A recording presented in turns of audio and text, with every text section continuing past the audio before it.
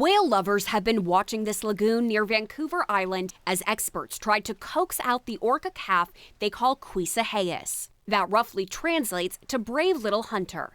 The 2-year-old was spotted March 23rd, stranded with its pregnant mother who later died. This one's just so sad because that female, we think it's a female, saw her mom die. And then knowing, of course, she would have known that her mom was pregnant because essentially they're swimming sonograms themselves, echolocating off of different objects. So she would have known her mom was pregnant.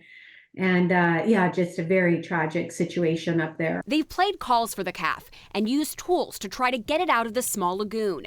They're now looking at other options, including a helicopter or vessel, to get it into wide ocean waters in a net pen that it can be released from when extended family members swim nearby. There have been successful reunion efforts before.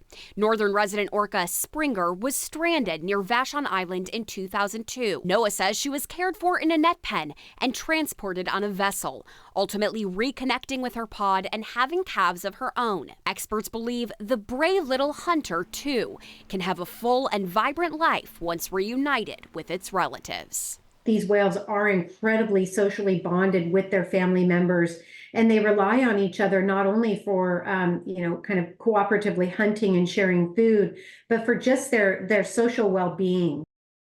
And the calf was likely still nursing with its mother and is believed to still be grieving her lost Joyce. And they think that's one of the reasons that it's been tough to see this orca move forward. Wow.